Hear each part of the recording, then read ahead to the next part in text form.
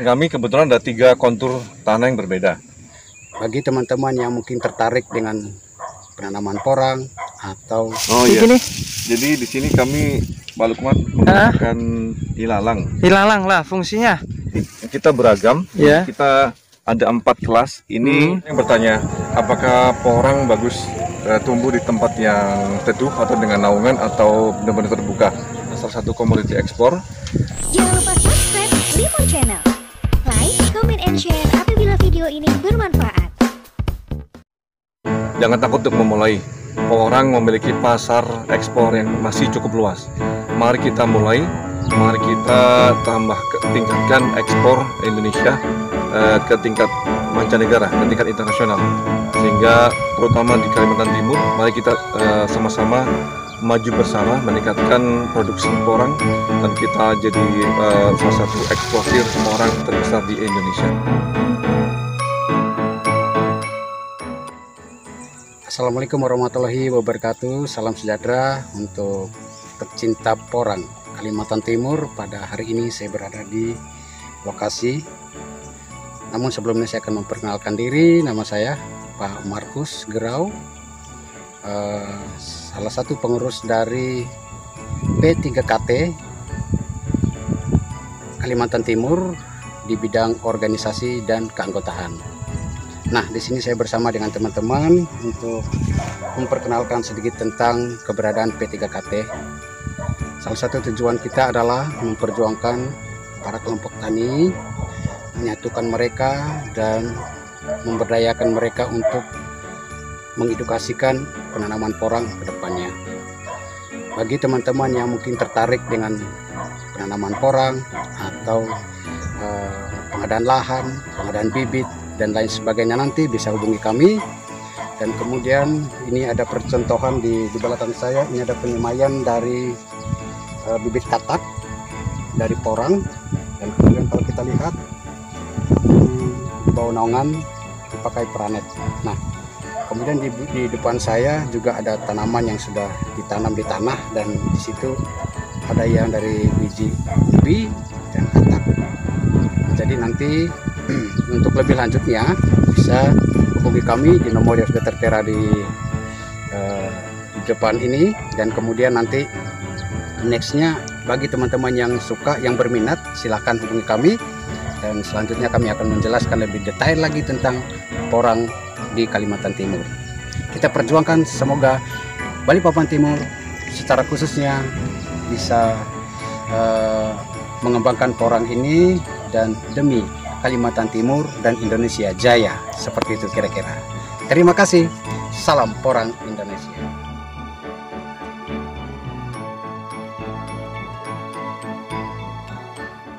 Assalamualaikum warahmatullahi wabarakatuh. Perkenalkan, nama saya Ferdi. Saya petani porang.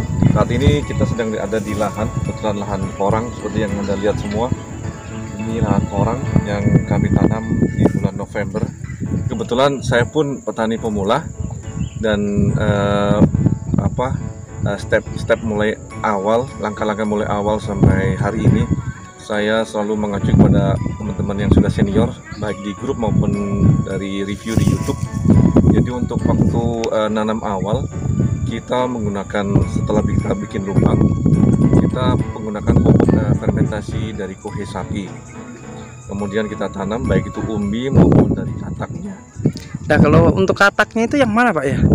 Kataknya itu nanti kita beragam. Ya. Kita ada 4 kelas. Ini biasanya kelas yang isi 65 per kilonya. 65 ya, Pak ya? Kita juga tanam begini. Kita juga tanam yang paling kecil, mulai dari 500 biji ke atas per kilonya.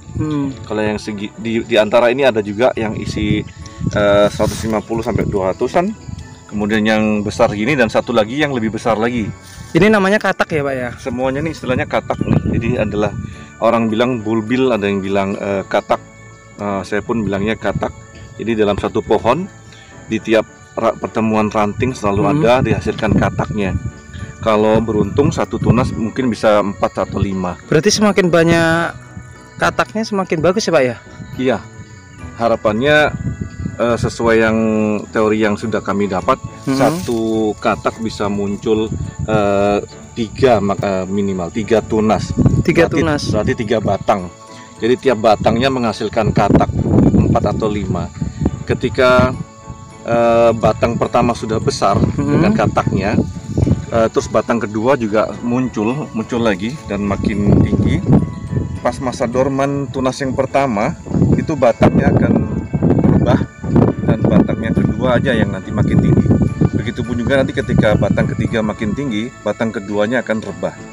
Jadi di satu waktu selalu ada satu batang yang superior di antara yang lain. Kayak sekarang ini mungkin seperti yang dilihat, ini adalah tunas kedua nih. Yang mana tuh yang tunas ini. kedua? Ini tunas dari batang kedua nih. Oh. Yang pertama sudah rebah. Jadi ini, yang pertama sudah rebah ya? Iya, ini batang kedua. Yang ini yang batang ketiga, yang kecil ini. Yang kecil ini ya? Iya, ketiganya. Jadi seperti itu terus, nanti yang kedua nih mungkin rebah, dorman, yang ketiga makin tinggi dan makin besar. Seperti itu ya, Pak ya? Tanamnya ya, siklusnya. Nah, untuk siklusnya ini pemanenannya dari tahap penanaman di bibit sampai siap panen ya, Pak ya? Iya. Itu memerlukan waktu berapa, Bro? Jadi dari teori yang kami dapat, dari mulai tanam sampai panen diperlukan waktu 6 bulan. 6 bulan ya? Setelah 6 bulan masih jangan terlalu cepat untuk dibongkar dari tanah, karena ada masa ketika setelah masa dorman dan masa pembengkakan atau pembesaran umbi. Diperlukan waktu biasanya 1,5 bulan sampai 2 bulan setelah 6 bulan tadi. Jadi total waktu bisa dihitung di sini adalah 8 bulan. 8 bulan. Setelah 8 bulan baru kita pilihan ada di kita mau ambil dari tanah untuk dijual atau dibiarkan aja di tanah juga nggak apa-apa. Disiapkan untuk musim selanjutnya. Oh iya, Pak. Kalau seperti ini dikasih apa nih, Pak? Oh iya. Gini. Jadi di sini kami Pak Lukman menggunakan ilalang. Ilalang lah fungsinya. Ini kegunaannya sebenarnya opsi aja, Pak. Salah satu media untuk menutup tanahnya supaya nggak secara langsung terekspos dengan sinar matahari. Karena seperti yang kita tahu, ketika nggak ada penahan atau penutup dari lahan, ketika sinar matahari langsung terpancar ke tanah, itu pertumbuhan rumput itu sangat besar, Pak. Jadi kita coba menutupin dengan ilalang di sini, karena di tempat lain juga bisa opsi yang lain, misalkan ada jerami padi, atau paling bagus lagi pakai mulsa. Tapi semuanya tergantung dengan ongkos, karena biaya operasional harus dipertimbangkan juga, karena mengingat ini panennya masih lama. Jadi dalam hal ini saya memakai ilalang, tujuannya untuk pengganti mulsa, dengan harapan dari sini kalau Bapak Lukman lihat, ini masih ada celah-celah, jadi di mana udara mungkin masih bisa mengalir. Terus kemudian kalau kita mau siram pupuk, kita semprot POC ke tanah ataupun ini, itu pun masih ada akses di sini. Dan di waktu yang bersamaan ini juga menutup lahan yang di sampingnya supaya rumput nggak tumbuh liar atau pesat. Dan alhamdulillah seperti yang Anda lihat semua di sini, rumputnya masih adalah 1-2, masih minim tumbuhnya. Cuman kalau dibanding tanpa ilalang, ini jauh lebih pesat. Untuk memperhambat ya, Pak ya, untuk pertumbuhan rumputnya ya. Iya, betul. Untuk menghambat pertumbuhan rumputnya. Cuman ini sudah bulan keempat, mau menginjak bulan kelima. Jadi mungkin di sebelah sana ada beberapa spot yang rumputnya agak banyak. Cuman kita fokuskan ke pengumpulan katak, karena hari ini sudah mulai, karena tunas yang pertama dorman, jadi kataknya kita coba kumpulkan. Jadi ya rumputnya mungkin kita biarkan dulu, karena sudah masa generatif, sekarang sudah mau mendekati masa dorman. Jadi kita sekarang fokus ke... Dorman itu apa, Pak? Dorman itu istilahnya macam fase mati suri kalau buat tanaman. Dia akan rebah pohonnya, secara fisik akan rebah. Kemudian nanti setelah dorman, ada fase di mana perlu 2 bulan lagi untuk pembengkakan atau pembesaran umbi. Setelah pembesaran umbi, nanti itu dipersiapkan untuk musim kedepannya. Musim kedepannya dia akan mulai lagi untuk pertumbuhan, pembesaran batang, daun dan sebagainya. Berarti ada berapa proses itu, Pak? Kalau mulai penanaman, nanti seperti tanaman yang lain ada namanya fase vegetatif dan fase generatif aja. Fase vegetatifnya termasuk nanti mulai dari pembentukan akar, batang, daun. Nah, kemudian kalau sudah mulai keluar katak macam seperti bulan ketiga atau bulan keempat, itu lebih fokus ke fase generatif. Di mana kita fokusnya ke untuk pembuahan. Pembuahan ya? Ya, sama bunga atau beberapa kan ada yang tumbuh bunga ya. Dan kalau sekarang saya fokusnya ke yang ada batang dari daunnya, yang apa namanya, yang bukan dari bunga, yang keluar batang, kemudian ada kataknya, itu, dan di bawah tanah itu juga ada ini apa, pembesaran umbinya. Pembesaran umbi ya Pak ya. Terus saya lihat tadi itu ada kayak polybag itu Pak. Oh, iya. Nah, itu apa itu Pak? Itu kok di polybag juga seperti ya, itu sebenarnya salah satu siasat atau strategi untuk menyiapkan bibit di musim berikutnya. Oke Pak, bisa langsung lihat ya polybag, silakan. Ya Pak.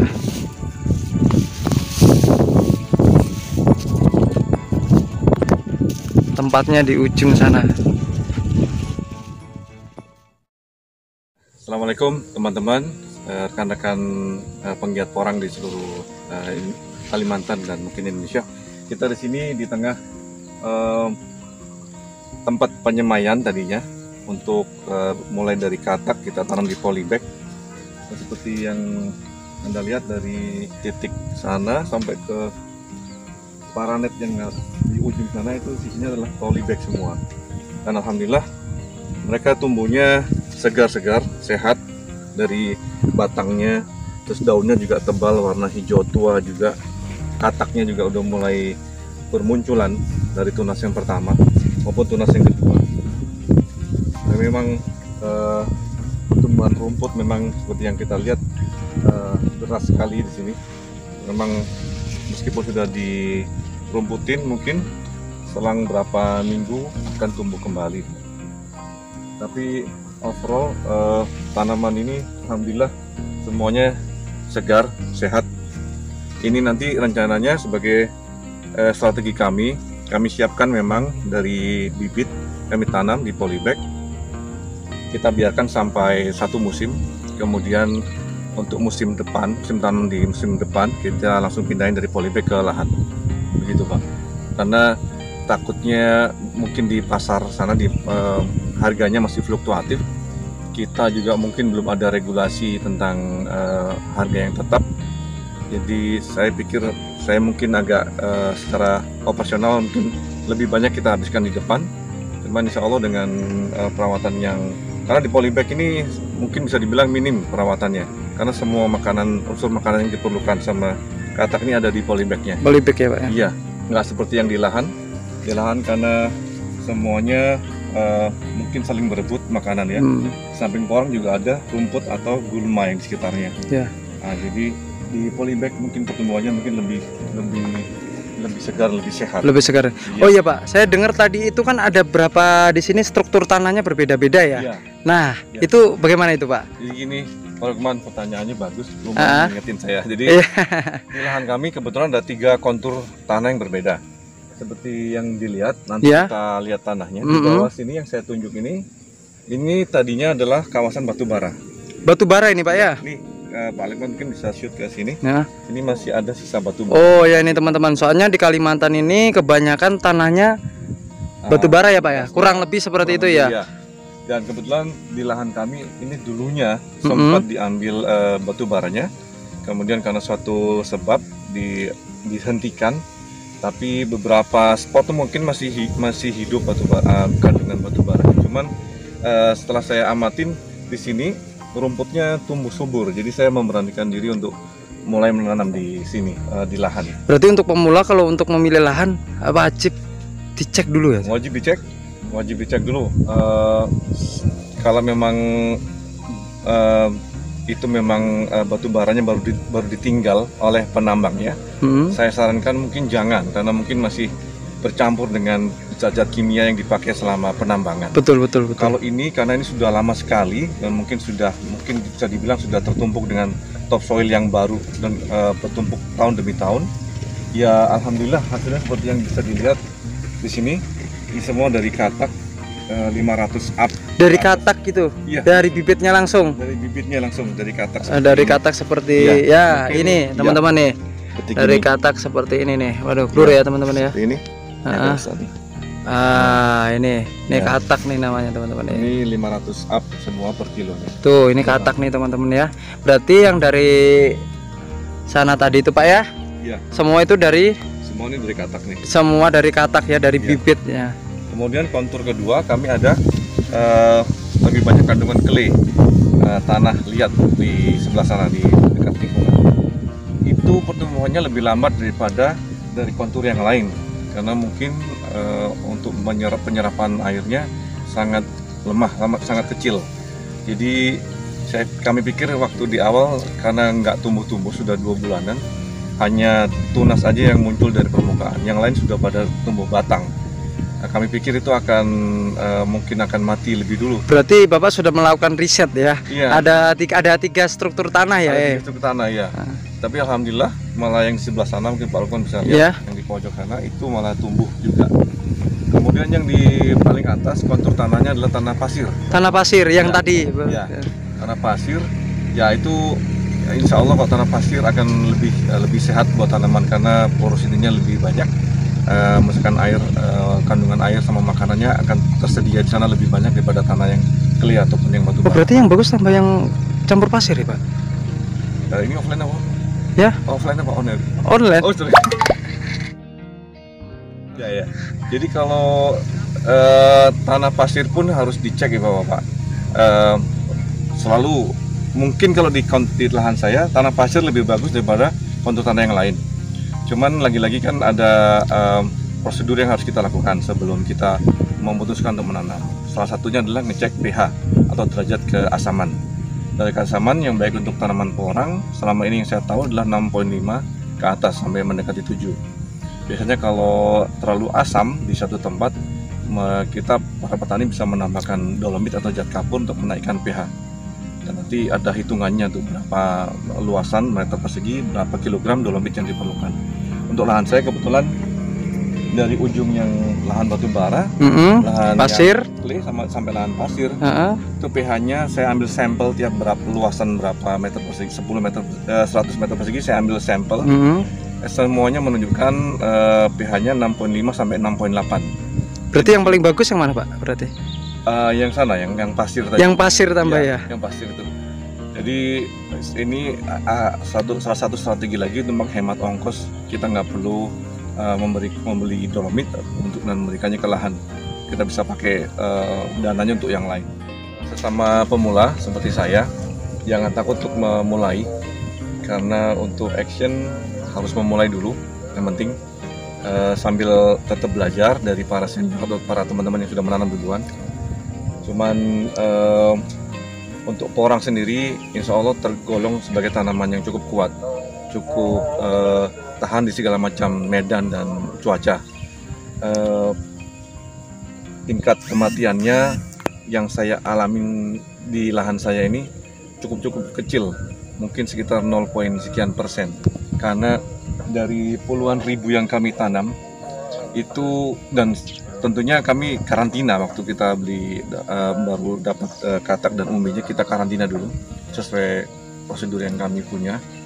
Dan setelah kita tanam ke lahan, ada mungkin beberapa yang mati itu pun karena tanahnya mengandung ada kandungan jamur yang kami harus coba memerangi jamur waktu itu. Cuman mungkin lebih cepat penetrasi jamur itu ke tanaman porangnya sehingga mengakibatkan dari jamur tanaman saya mati kena fusarium.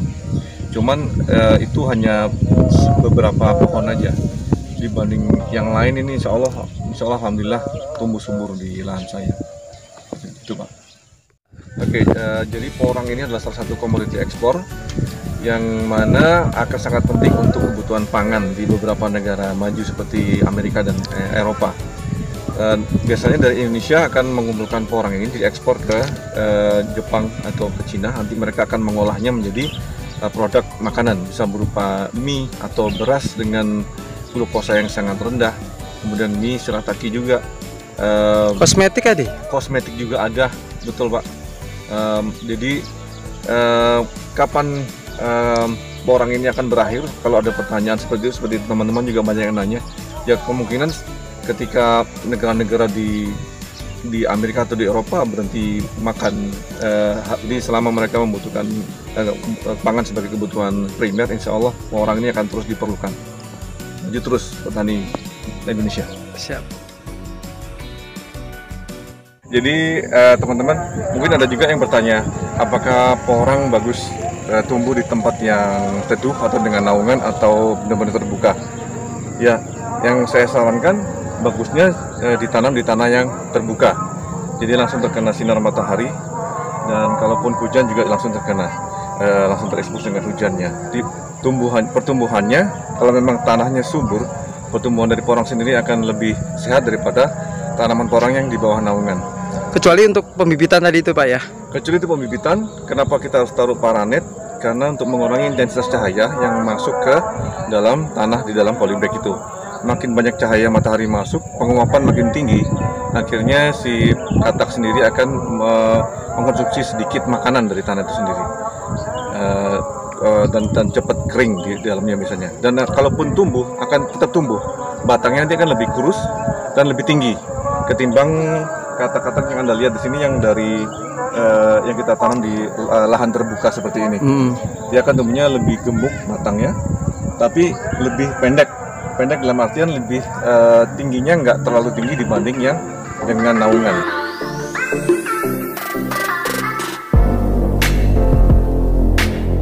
Jangan lupa subscribe Limo Channel, like, comment, and share apabila video ini bermanfaat.